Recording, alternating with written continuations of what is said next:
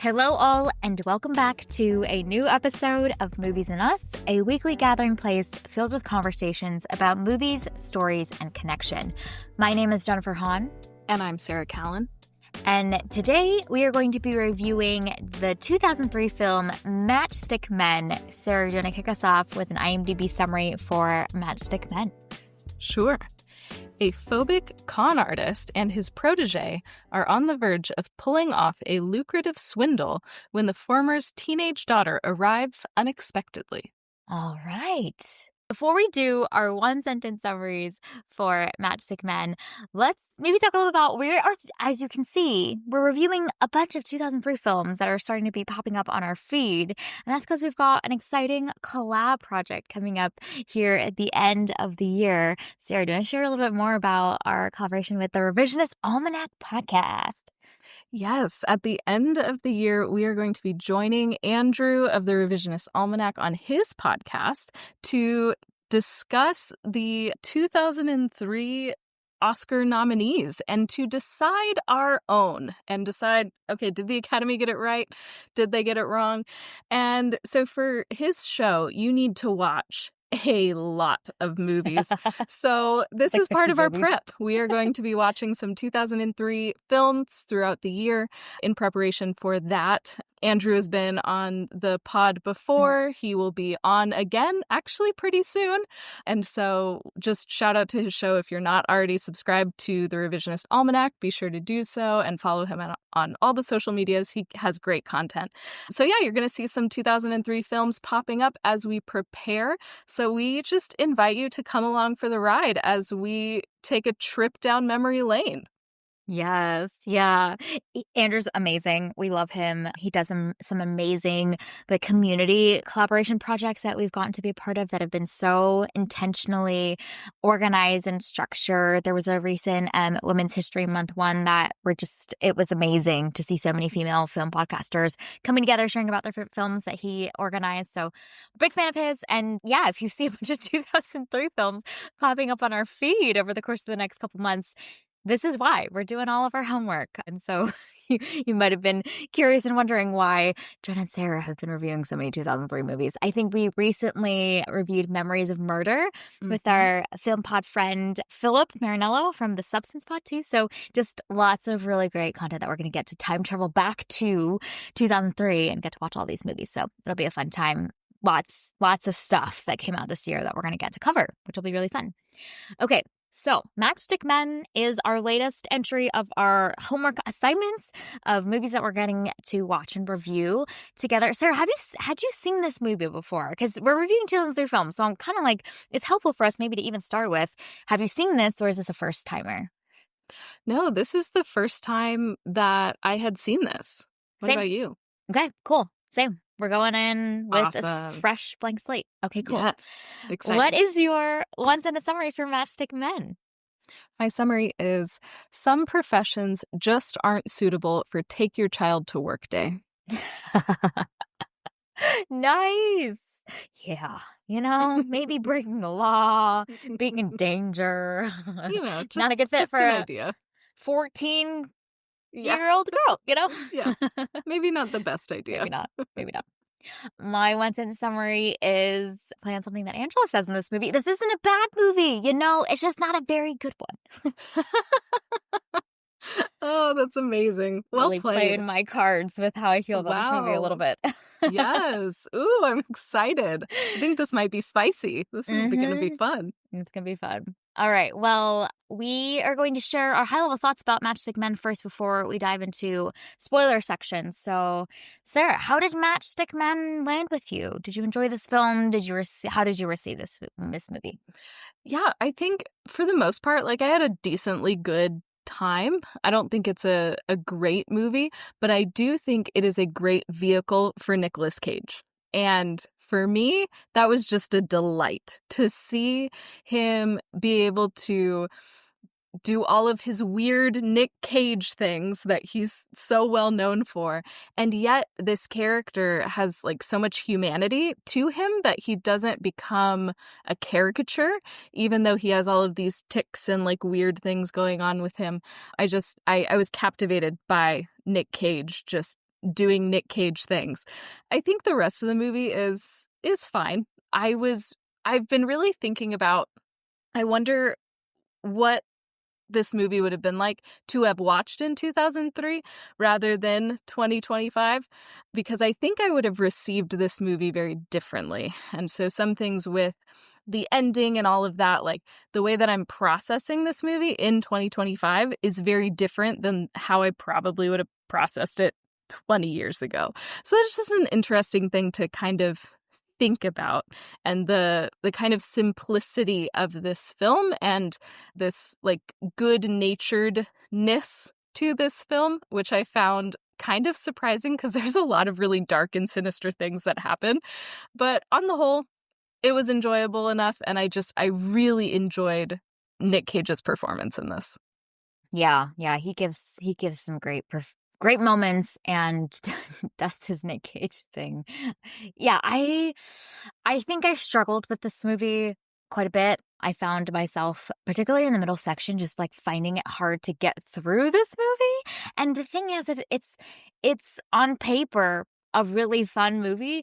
I was just finding myself hard to feel invested in this movie. I think the thing that I got maybe fixated on is just the depiction of Tourette's and OCD in media. I think is just there's just so much that is sensationalized and it's played as entertainment bits in this movie, and I just couldn't get past it. So that's maybe a me problem, but maybe this is an aspect of the film that just hasn't aged well. And I think a film like this coming out today maybe it'll have a little bit more intentionality, a little bit more sensitivity around that. I couldn't get past it to have the fun that I think that the movie wanted me to have, because I think it was at the expense of the sensationalized depiction of a very real disorder that is like very debilitating for a lot of people that as a part of their day-to-day experience. So I was just on one on that whole bit throughout the course of this movie that I think really blocked my ability to enjoy this film. And then I think that your point around the 2003 versus 2025 viewing experience is so accurate. The subversion of some of the ending bits of this film and the twists that come along the way, I think would have played so well in the 2000s when this is playing with some of those genre stereotypes that were very prominent in films that were coming out in like the 90s and the 2000s around like a father-daughter relationship and dynamic, and the way that subverts some fun expectations is really awesome. But I think, we as a 2025 viewing audience have like sensitivities to those things based on all of the movies that we've watched that have come out that really like play with a lot of those expectations, especially in like a thriller, crime, con artist type of genre. So I think some of that bit maybe would have worked better 20 years ago, 2 decades ago versus now.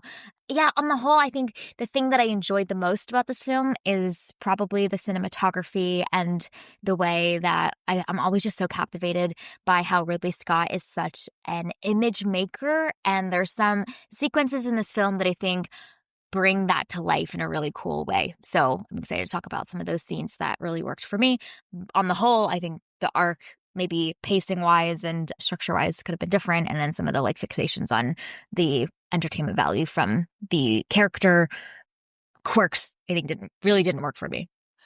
Yeah, this is also, in my opinion, I could be wrong, but an interesting choice for Ridley Scott to direct. Like when I pulled up this movie to watch it and I saw directed by Ridley Scott, I had to do a double take because I did not realize that this was him and part of his filmography. So I did find that notable that Ridley Scott is the director of this film.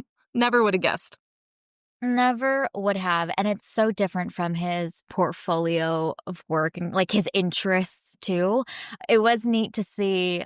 One of the bits that I really loved in this movie or sequences is just the opening credits. It's like, oh, I can see how Ridley Scott's fingerprints are on this. There's so much storytelling that's happening just from the like 2-minute opening credits sequence, and the visual spectacle of the blinds and the sunlight and the close-ups of the the socks on the carpet as our main character is walking around. Like we learn so much so quickly over the course of the way those visual shots are constructed together. And I found that so fun and interesting. And there's some other sequences that do something similar to this as well. And I think that's when the movie really shines the most for me. But it was neat to be like, oh, I can see how like Ridley Scott had such clear vision for those little details and specific visual components in this movie. Is kind of neat. I love that you were able to learn something from those opening credits, because I was so jarred by the way that the text was just zooming across the screen, and it would like zoom into place, but then it would bounce back out again. And oh man, I was not having that. I was not having a good time. It's like, We're getting can like we stop with this bonkers text? nausea. And the letters were like capitalized in weird ways for no reason. I was so bothered. I was having a moment with that text, but thankfully the text was not consistent throughout the film. It was just the opening credits that I Just the absolutely opening credits. hated. But I was like, this is very 2003. This makes sense. I'm just bothered because of who I am as a person. It is such a 2000s move, like overly stylized, super flashy. Like this is when you're like everyone's still getting their snacks, sitting down, it's so great. Okay, well, let's give a spoiler. If you haven't seen Matchstick Men, it's been 2 decades. We're diving right in. We're going to talk about this movie fully. So, Sarah, what are some bits or choices that were made in this film that were particularly notable to you that either worked for you really well or not so much?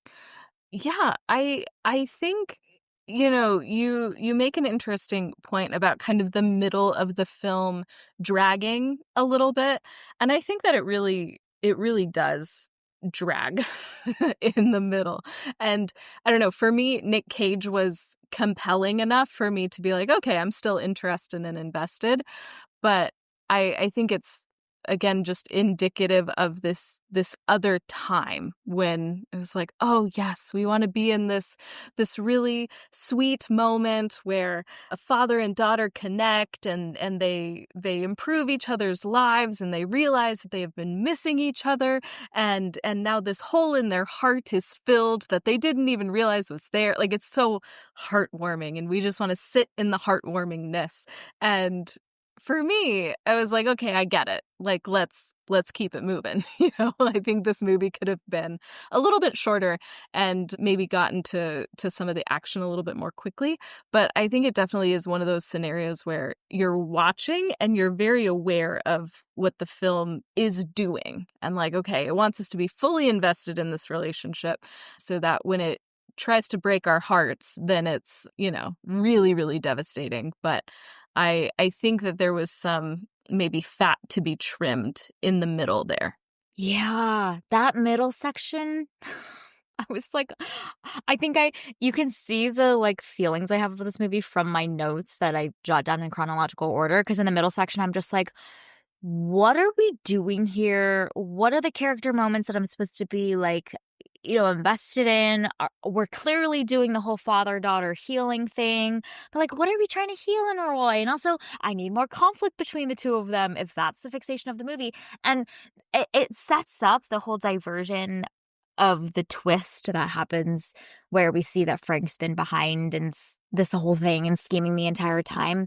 But I almost feel like there's the strength of this film is some of those moments where they are bonding, but they're bonding through like action and doing a heist or doing a con project together. And that's maybe we're missing just one super fun, spritzy con project that father-daughter do together and then get to build that trust and relationship, because I think there's so much in the middle where they're just like hanging out and palling around town and going to get burgers or going bowling together. And I think if we replace that and accomplish the same goal of like, look how much they're bonding, then we can also get that entertainment value and the like fun factor of what I think makes a movie like this so exciting and cool and spritzy.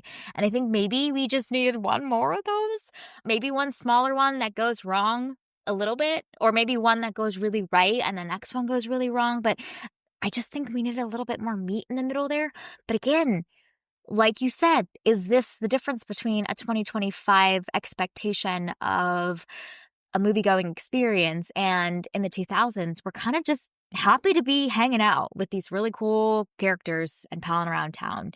Because I definitely think that the need for action, thrill, excitement from our movies is increased significantly since maybe the 90s and the 2000s.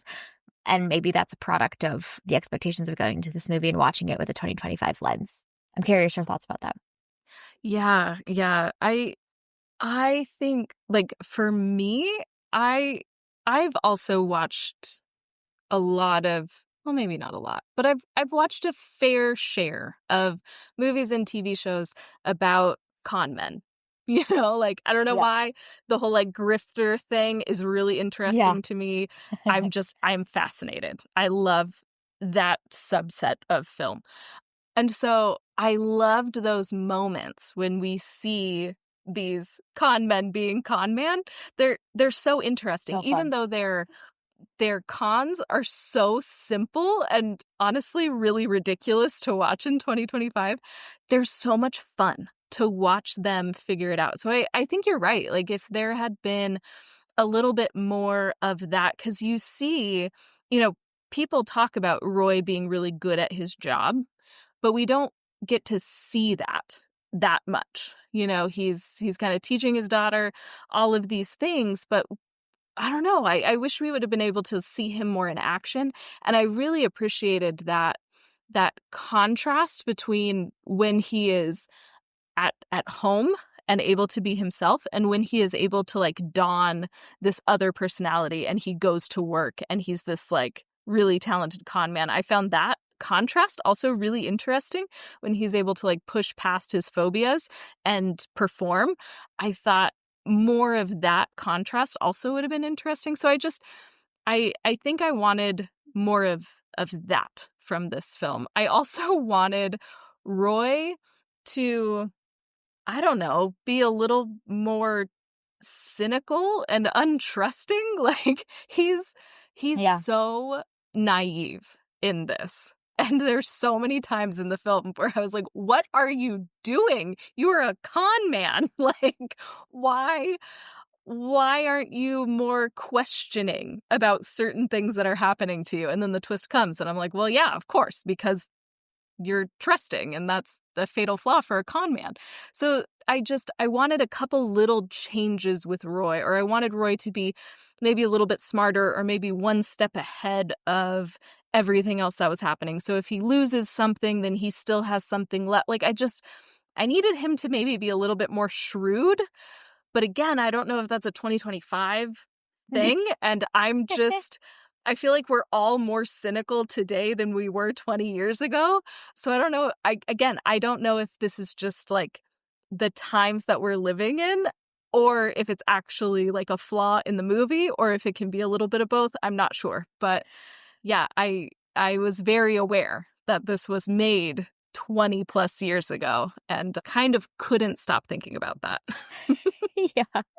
It's like, are we the problem? And we need to have some hope for humanity and Nick Cage being like just dad, or is time difference the problem? Or is it like society today that just made us into these like hard edged, cynical beings that just like need our characters to also like have a little bit more sensitivity to the bad people of the world because, we've needed to for survival in this day and age.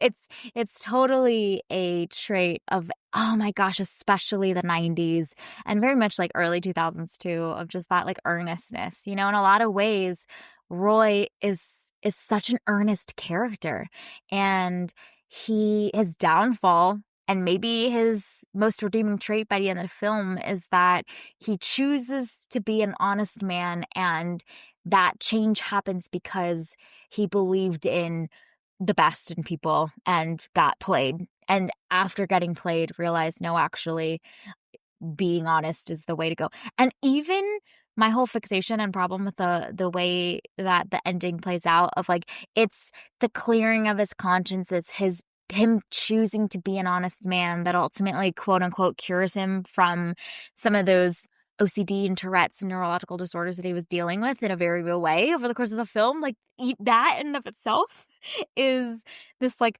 the magic of being honest, the magic of being good and choosing an honest life it's truly magical and healing in so many ways. Is kind of the way that the film has this like fairy tale ending for our main character, which is so hopeful. I just 2025, my brain doesn't buy it, but like again, time difference, 2 decades of difference, maybe really contributing to that change.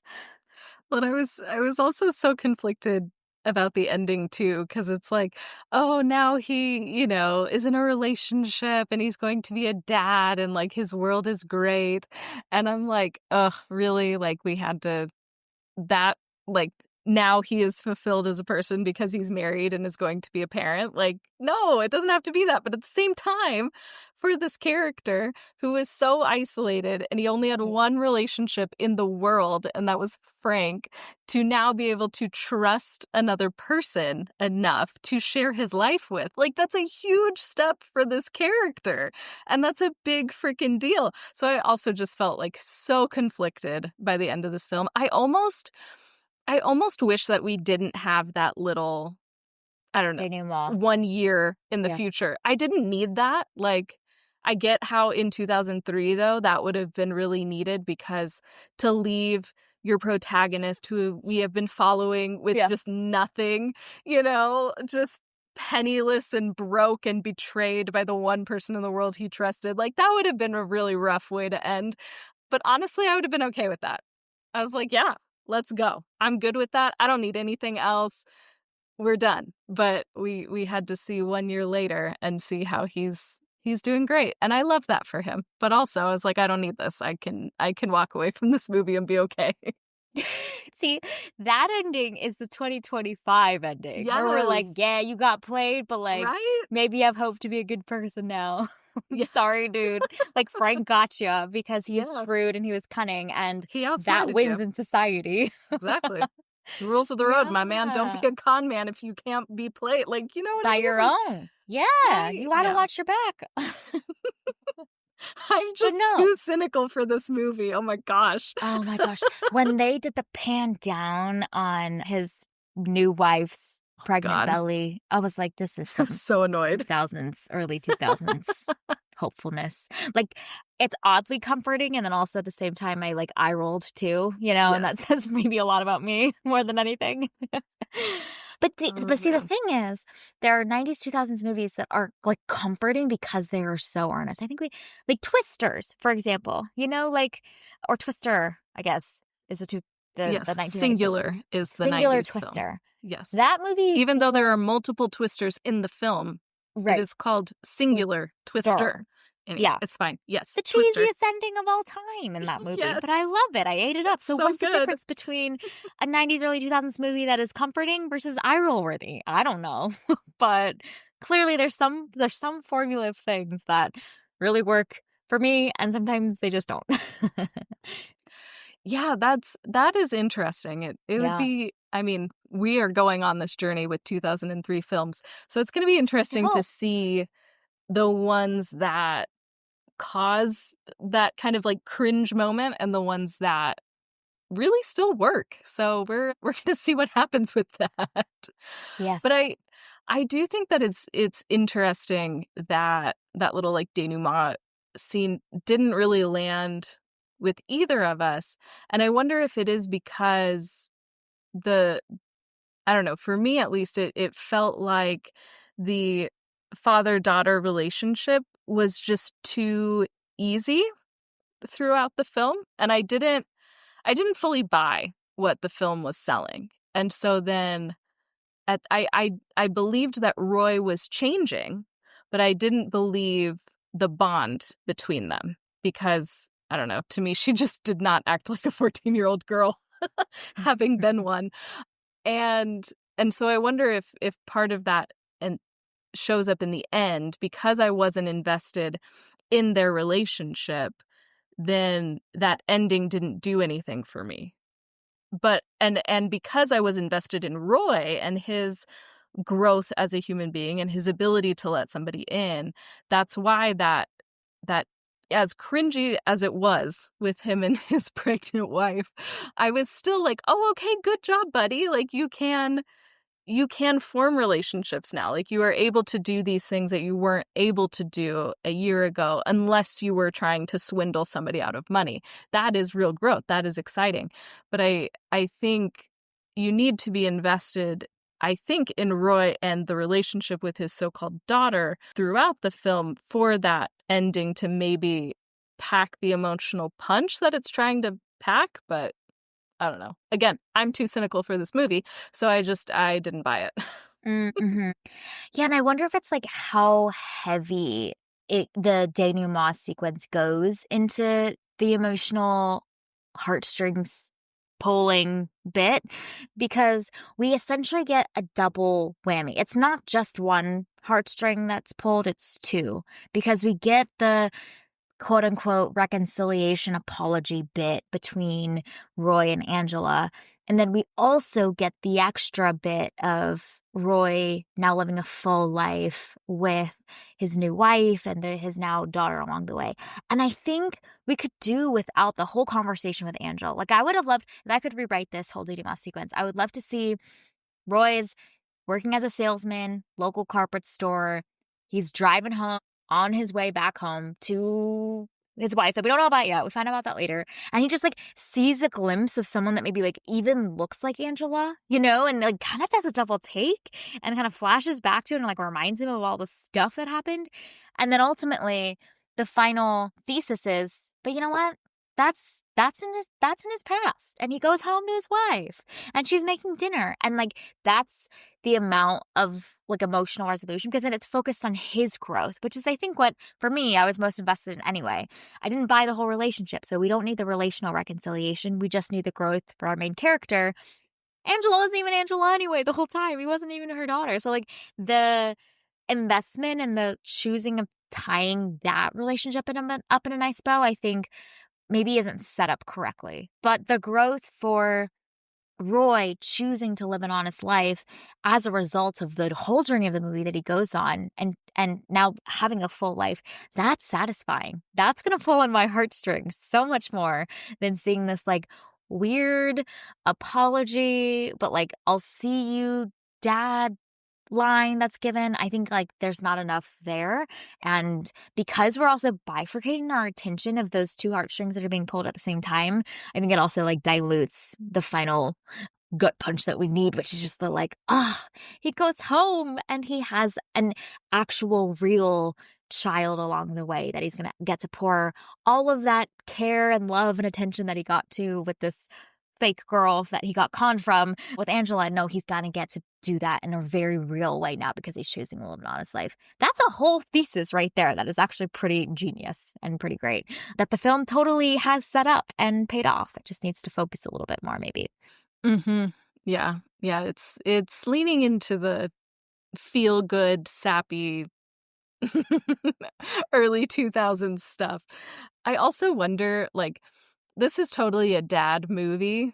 And so I wonder if that's also in there for, all of the dads just to feel good and having that moment that doesn't work for us and is not powerful for us. But I do wonder if for somebody who is a dad, if that would be more impactful.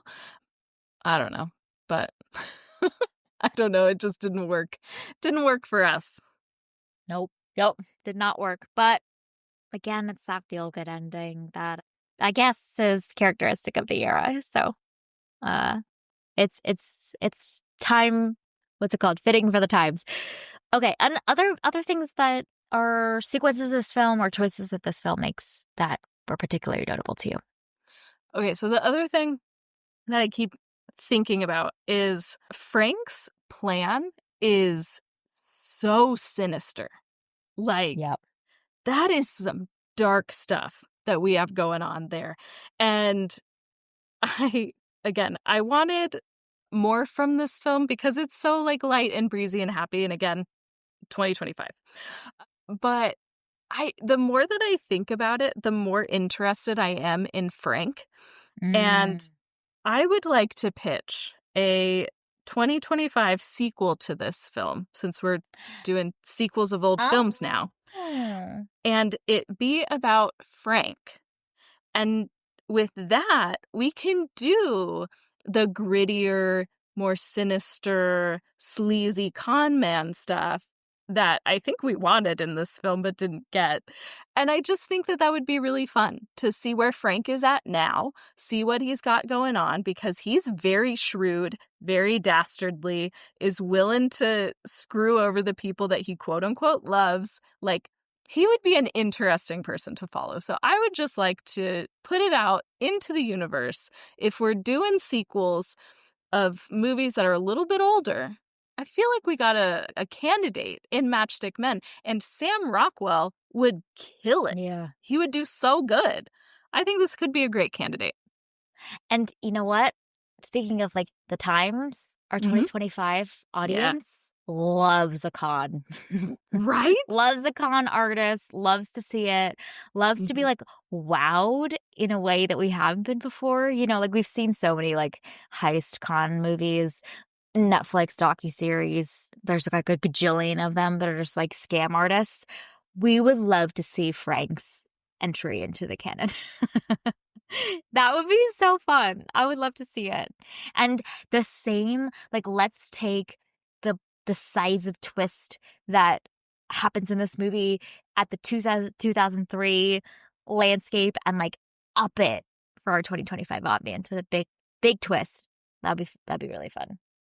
Right? I think it would be great. And Mhm. Sam Rockwell is a good enough actor to be able to do like the charming fun bits, but also have that like sinister thing beneath it all running through it. Like, he could kill it and make it feel appropriate for 2025. Have the appropriate amount of cynicism to be a con man in 2025. I think it'd be great. It'd be so much Gosh, fun. yeah. No, he was ahead of his time because Right? he's playing on like the softest, most vulnerable parts of Roy. And that's wild. That's a real twisted. That's really messed up.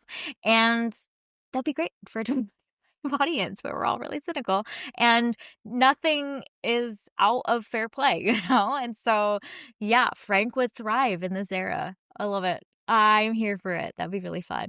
And honestly, I think it would play really well. I think audiences would show up for it. You get some really like clever dialogue in there, some really fun cinematography. And we just want like a vibey, clever, really wild, twisted con movie. Love that. Mm-hmm. I think it'd be so much fun. So Mm. my question about Frank is, how long do we think Frank was conning Roy for? Mm. Because the first bottle of pills that Roy pulls out are clearly Benadryl. Mhm. And so then he calls his underhanded shrink, who has left town and hasn't paid the bills. Yeah. Not shady.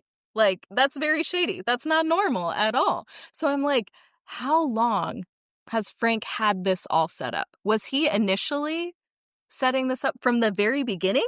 Did he work with a partner to give Roy Benadryl instead of his actual meds? Like, how far back does this con go? How long has Frank been manipulating Roy in this way? Like, those things are so interesting to me. And again, why I think we should have a sequel that's focused on Frank, because clearly he's got some shrewdness to him and he's thinking many steps ahead. He's playing three-dimensional chess over here, and that would be fascinating to watch. But Mhm. yeah, I got questions about Frank, and I think a sequel could be a good vehicle to answer some of them while also creating new questions. Yeah. And I'm here for it. Yeah. And an aspect that I think this movie does a really great job of that would be really fun to include in this Frank sequel that I think a lot of like con scam artist films of today like do a little bit less of this because it's often like one big scam that's being pulled off, right? And we kind of see the process step by step along the way.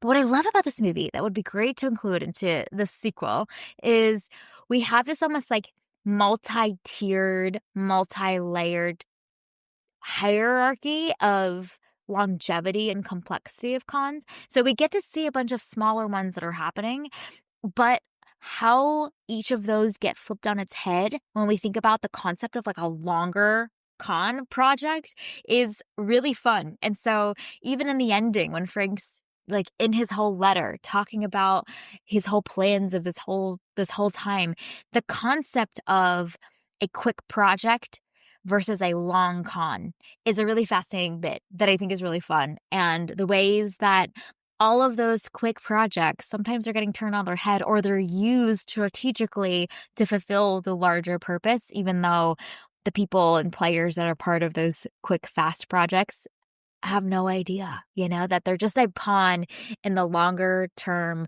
delayed gratification scheme that is carefully plotted for that long-term trust building, that long-term setting in motion of plans. I think that's a really fun aspect of this movie that would be helpful, valuable to weave into the sequel. I think a lot of like films or even docuseries that cover scam artists or even heists too. It's kind of like the build up to that one big thing, and it's a process movie or process docuseries in a lot of ways for that one big project. But this kind of hierarchical, multidimensional chess aspect that you're talking about, I think it would be really fun to play with even a little bit more and have our brains twist and turn along the way to see how those shorter projects lead to and build towards this larger scheme. Yeah. So it's like a Rube Goldberg machine, but for cons. That Yeah. would be so much fun. Mm-hmm. Yeah, Mm-hmm. I'm here for this. Yeah. I Yeah. think that'd be great. That'd be really great. But yeah, how long has Frank been working? We don't know. He seems like the type Right. to be such a fast learner Hmm. and would quickly pick up on kind of the vulnerabilities of his initial mentor that I'm sure either from the beginning this was the plan or this was quickly the plan after realizing like, no, after I learn everything I need to learn from this man, I could take him out too, which is wild. And I think for me, that makes Frank the more interesting character too. So Mhm. maybe that's also like part of the issue with that denouement scene is once it's finally revealed that Frank has betrayed Roy, I honestly, oh, this is going to sound so bad. I didn't care about Roy anymore. I wanted to know everything about Frank. What is Frank doing? What was his whole plan? Like, I need to know about this dude who just outsmarted and took out his mentor, and his mentor is left penniless. Like, let's meet Frank. And then it's like, nope, 1 year later, emotional moment with fake daughter. Like, I didn't care. What is Frank doing? What's he up to now? What's been the whole backstory Right? this whole time? How much What is is everyone getting paid? Yeah. Yeah, like, what is he spending all that money on? What other con is he running right now? Like, what is Frank doing? Yeah. I Again, love the detail, 2025. though, that Angela doesn't get her cut from Frank. I think that's Right? awesome. Yeah. Perfect. Fits the character. That's how it would go. Awesome. I love that that's included in there. Well, and that could play into our sequel too. Like, that could be part of Frank's downfall if the sequel would go that route. But like, that could be what gets him in trouble is that he didn't pay He's burning his bridges. yeah, Yeah. like he didn't learn his lesson. He keeps trying to cheat people and is cheap about it, and that comes to bite him. Like, that would also be interesting to see Mhm. that. Like, it's his greed is his greatest strength and his greatest weakness. And so Mhm. how does that play out Yeah. in 2025? Like we see the movie starts, we see him setting in motion his next big con, only Mhm. to realize at a certain point in the film, a lot of the people that are working on that project are like actually working against him Yeah. because they were burned in the past by him. So we've got Angela showing up playing a role, but actually, Mhm. no, sorry. Like she's trying to spoil the entire plan and they're all actually working together. Yeah, Mhm. that'd be fun. Yeah. There's something there. That would be a good time. Sweet justice, Our Yes. 2025 version of justice is just like let's see the bad people get played by their own selves, at their own Yeah. game. Yeah, that sounds nice. And it's so satisfying to see characters that are evenly matched with one another. And I think that that's another flaw in Matchstick Men, is that by the end, There's I'm like, no, Frank is way better than you. And it wasn't an even match. It was this man who is very shrewd, but is also kind of evil, taking advantage of a man who is just not okay and right. is like, Yeah. it's not fair. And so that makes it also less fun. So in this sequel, to have Frank versus some people that he used to work with, it could even be like a few of them, and them Yeah. teaming up together, they are stronger and able to outsmart Frank by himself. But it's that cat and mouse thing that would be really interesting to watch. And Yeah. we don't have any of that in Matchstick Men. I think that's also the problem with the middle section. I just didn't Yeah. feel any tension. Like what am I supposed to be hoping for? What am I supposed to be desiring so deeply that is getting thwarted again and again by some foe or by some force or by like human nature that's getting blocked time and time again? Like I don't know what I'm rooting for. I guess I was maybe supposed to be rooting for this like evolution and growth of a relationship between this father and daughter, but they don't really face any obstacles. They kind of just like take a liking to each other really quickly and then are bonding. And that's, I guess part of the point when we find out the twist. But like up until then, we don't know that twist is coming. So we're just kind of like seeing this relationship blossom on screen with no tension and no stakes. There's no real foe when it comes to Roy and his jobs. I'm just like, what are we doing here? What am I supposed to be wanting? Not really sure. So I think that need for tension was missing in this film too. And perhaps whoever that foe is, whether it's real or it's a force or it's human nature or it's misunderstanding, whatever it is, maybe it's this like isolationism, maybe it's like a fear of getting attached, whatever that foe could be. I needed a foe in that middle section too. So yeah, in this next sequel, we need a real foe, whether it's Frank's previous people that he's betrayed, that's fine too. But every great film, every great story kind of needs that tension point, and I think that was missing in this middle section. Yeah, there was never really any like danger or stakes. It was just kind of like, oh, long lost daughter just shows up and now we're friends. And that's cool. And that's it. Like, there really wasn't anything that they were really like working toward. And it never really coincided with anything that he had going on at work either. It took him away from, a couple of meetings, or they had to like reschedule. It was minor inconveniences that happened, but I don't know. It obviously disrupted his life, but not in a way that cost him anything. I don't know. Again, I was interested in that section because of Roy's personal growth, not because of the relationship. So yeah, I think we needed a little something else in that middle section to really make this land as well as it maybe could. Yeah, yeah, totally agree. Totally agree. What are some moments or sequences that maybe worked well for you in this film? Yeah, I think for me, Nick Cage. Okay. He did so good. There was just, oh man, there's just something so distinct about Nicolas Cage and who he is as a person. And sometimes there's just a movie where you're like, wow, this is perfect for you. And there were multiple times in this where I was like, wow, this is, I I can't think of somebody who could have done this role better than him. Like, this was a great vehicle to just showcase Nick Cage as an actor. So I was so captivated by him, and it was just such a joy to see him on screen. He was really great. He was really great. And so the range of expression is so wide in this film too. I think that's really fun. And he's just so expressive in it in his funny way. What I love that is that there's a lot of moments that are funny, but they're not set up as jokes. You know what I mean?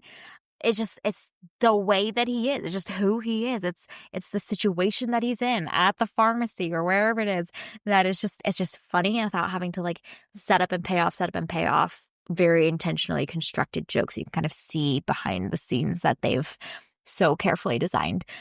One of the things that I thought was like fascinating that is very, I think, top of mind in the discourse now, but was maybe unintentionally included in here in this way, but just the amount of bureaucracy and hoops and process and policy that we're seeing Roy have to go through just to get his medication that he needs, I thought was such a fascinating bit that it's so much a part of the conversation today of just the way that the pharmaceutical system is set up and orchestrated. There's so much like red tape and documentation and waiting in lines and having to call and getting hung up on or whatnot that is so much a part of the sequences in this film that I thought that was like a fascinating bit that oddly resonated really well here in 2025, 2 decades later. I thought that was an interesting bit.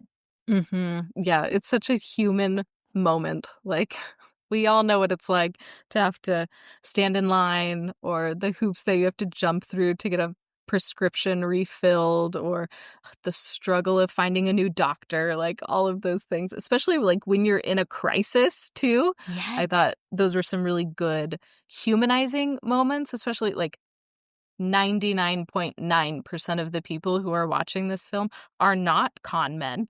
They don't know what that life is like, but we all know what it's like to have to find a new doctor. And so I thought that those were really interesting little pieces to help humanize these people and this character whose life looks so different than our own. Mm-hmm. Even the bit with the parking garage and having to get out of the parking garage, like Oh my gosh, we yes. here in 2025 have seen so many action sequences in parking garages, but I thought just the simplicity of that being the biggest challenge, the most tense moment of that whole action scene is like this one dude running down the stairs and our main characters stuck in line trying to get out of the parking garage. Just the simplicity of that was really well done. I was on the edge of my seat being like, yeah, I know what it's like to be like that. She's like counting the cash to give back to him. It's so well done playing on a very real dynamic and really exaggerating it and heightening it to add so much tension to quote unquote an action sequence, if we can call it that. And we've seen the big splashy stuff of like shootouts and big, huge, loud car chases and parking garages a million times in our action movies. Something about a parking garage we just love. Probably like easier to manage budget for sets and whatnot. But we've seen that a whole bunch here in the modern era, and nothing's been as tense as waiting in line trying to get out of the parking garage. Oh, that was so good. That was such a fun moment. Because again, like you feel the weight of it. And this is a scene when there's very real stakes. There is a bad dude who is chasing you Mhm. and this 14-year-old girl, and you gotta try and get away because you just stole a bunch of money from him and you don't know what he's gonna do to you or this child, and you are stuck in a line. And I thought that was just so brilliant, the way that that whole chase unfolds. And yeah, just the frustration of waiting in a line and everything is taking so long. The dude in front of you is asking for a receipt and Yeah. chatting up the parking lot attendant, and you just need to get out. Like, that scene was shot so beautifully to really make us feel all of that tension in that moment. It's just, and it's so simple. That's just so the coolest thing about it is just like it's so relatable, it's so simple, and the way that those visuals and the timing and pacing of it are structured add so much tension. Even the way that like that parking exit barrier takes like in real life forever to get raised. Like you've put in your ticket in that's been paid, and the seconds that you wait for that thing to like lift, as you know, there's like a whole bunch of cars behind you waiting, wondering what's going on, is so real. And I can imagine if you're getting chased, that would feel even longer and more grueling. So I thought that was really great too. Just the way that we're just waiting to see this parking barrier go up. Was awesome. One of my favorite pieces. Yeah. I'm stressed just driving through one of those because I don't want to be the person who's holding up the line. I can't imagine how stressful it would be in that moment under those circumstances.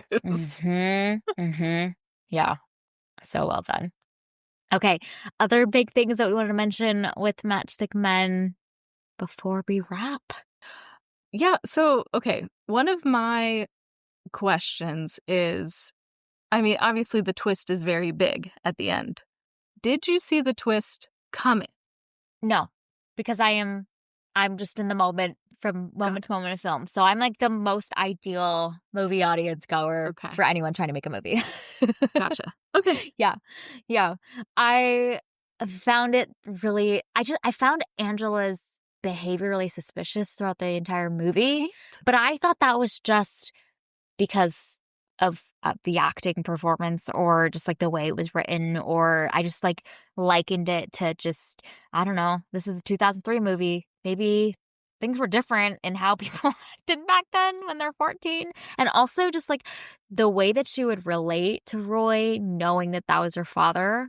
There were just some weird moments there too, where I was like, this is not sitting quite right with me. But I was like, I don't know. This was made two decades ago. Maybe that's why. So I think that was just what I likened it up to. But there were a lot of like really awkward, weird behaviors and moments between the two of them that are shared leading up to the reveal. That made me uncomfortable sometimes. Right? Like it was so odd. I was like, So weird. Who wrote this? This doesn't make sense. Yeah. So strange. So strange. And then also like she's 14, but then she will act like she's younger than that sometimes, but then also like will relate to him in a way that doesn't feel like she's his daughter. That's just weird. Or the way like certain looks that she would have. I don't know. But then I was like, maybe am I reading too much into all of this? Like, am I the problem? So I'm glad you felt similarly. And it will be, I guess, hard to know if that's just, the 2-decade time difference of the eras that this was made in, or some of that also like intentional details, clues along the way to get us to also feel a little bit like this is not right. Something is not right here. Never know. Yeah, I like to believe that was intentional because it just doesn't make sense. There were so many points throughout the film where I was like, this just doesn't make sense. This is not the business. Yeah, that relationship was just so odd. So I'm glad that I'm not the only one that was like, ugh, no, this is not right. I'm like, that is your father. Please. What is going on? But then she'll like burst into tears like she's younger. Oh my God. Or she'll act younger. Which makes sense now, obviously, because she's trying to manipulate him, and like great performances, great job, tugging on all of his heartstrings. But yeah, strange indeed. When did you see it coming? The first thing that caught my eye was the Benadryl. Okay. So I was like, that is Benadryl. That is what that is. And then the shrink, I was Skipping out like, in town. Yeah, this is not it. And then the fact that Roy never spoke to his ex-wife, and that the psychiatrist was the one that spoke to the ex-wife and was relaying all the information. I was like, oh no, nope, this dude is shady. This is not it. And so then the fact that you never see them at all, you never see Angela interacting or coming out of the house at all. It was just like, this is not it. So my spidey senses were tingling very early in the film. I was less trusting about the people in Roy's life than he was, and he is the con man. Yep. But he's dad, so anything goes, because he's okay. he's an earnest. He's an earnest. He was very earnest. It was very sweet. I liked that he was growing as a person. That's lovely. I'm proud of him. I needed him to just be a teensy bit shrewder. Like, at the very least, okay? If you're this, like, great con man, you have so much money, why are you keeping it all in one location? That is foolishness, sir. I need you to have multiple safety deposit boxes scattered about the city. Come on now. Diversification is important. I was so frustrated. It's fine. Yeah. Well, the way he's also like so quickly, like just handing out his account info and his PIN numbers. Right? To just anybody. Like, I get it. When your daughter comes waltzing into your life, like, you would fold because you're just your earnest dad. You're Nick Cage, just your 2000s dad. American dad. All right. But also, ask for a paternity test. Like, we don't know who this chick is. You just see her and you just assume that she's your daughter. Like, no, this is a really bad system. Especially, you got money. You are a con man. You have run cons on people. Anyway, it's fine. It was a very endearing movie, but it's just hard to watch in 2025 a little bit. Yes, indeed. Yep.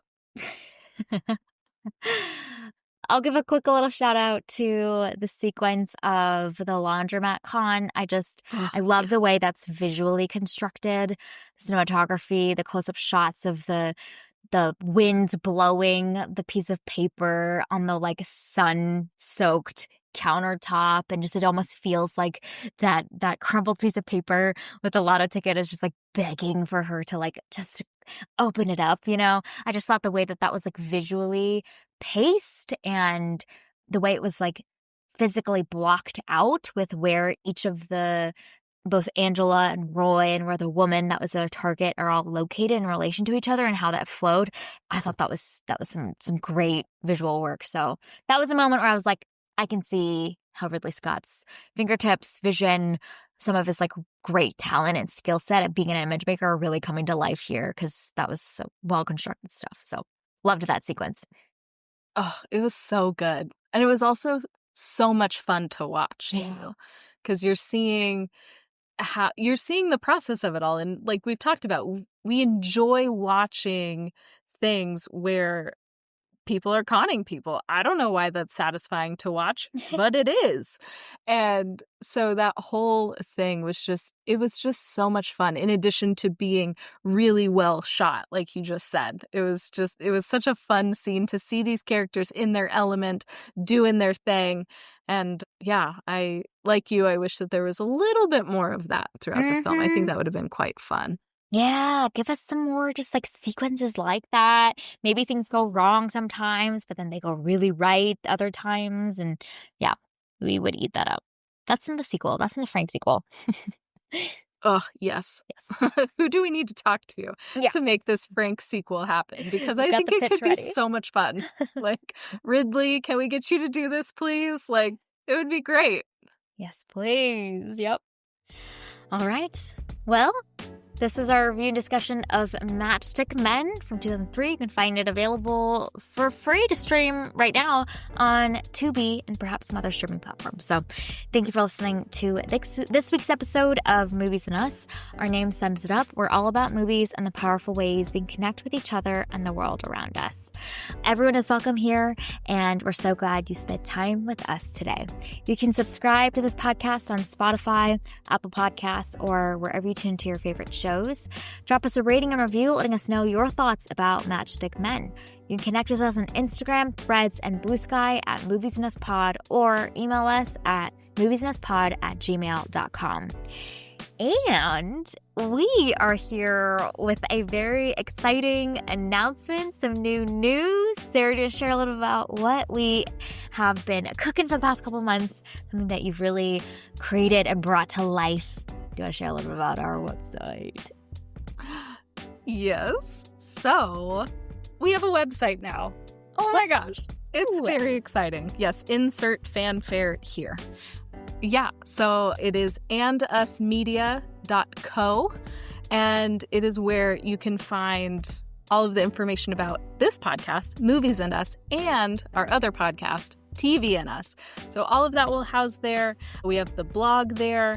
There's a link to our merch that you can buy to support the show. And so over the next few months, and I mean, really for forever, we're going to be adding more things to that, just new ways to connect, new types of content to interact with. So this will be just a nice central location for everything Movies and Us and TV and Us to live. So yeah, andusmedia.co. It is live. It exists. This is so exciting. Yes. So exciting. It's just really neat to have this like slice of the internet, the space, this little like crop of land, if you will, in the virtual world for us to just share all of the things, all of the content, some other forms of content too. I don't know if people know that you write so many articles and reviews of a lot of the things that we watch and other things that you watch on your own. So that's a great place for a lot of that content to live and be consumed. So just a hub place for you to come and hang out and get all the latest on Movies and Us. And like you mentioned, our other podcast, TV and Us, where we review TV shows. So we're pretty active over there. We review a lot of stuff regularly. Some exciting stuff coming out right now too that we're covering. So yes. andusmedia.co. We'll include links to that in the show notes. In the meantime, we'll be back next week to discuss the film. Oh my gosh, I don't have it ready. It's Frame by Frame next, actually. Yeah, Frame by Frame. Cut this. 10303. Honestly, you could also just leave it in. That works too. Whatever. YOLO. There are no rules in 2025. There are no rules, yeah. So in the meantime, we'll be back next week to release, oh my gosh, I can't words today. This is really... Words are hard. Oh, what a time. Okay, it really has to be a Sunday afternoon. All right, take 3. In the meantime, we'll be back next week with a new episode of Frame by Frame. We released the first episode of this new miniseries and new kind of episode format, which has been really fun. We covered The Dark Knight in our first Frame by Frame episode, and we're back with a new film that we both loved, a scene from Frances Ha. So stay tuned to see, 1, which scene we picked, and then 2, some of our thoughts and analyses of that scene specifically. So in the meantime, we hope you have an amazing week, and we'll talk again with y'all very soon.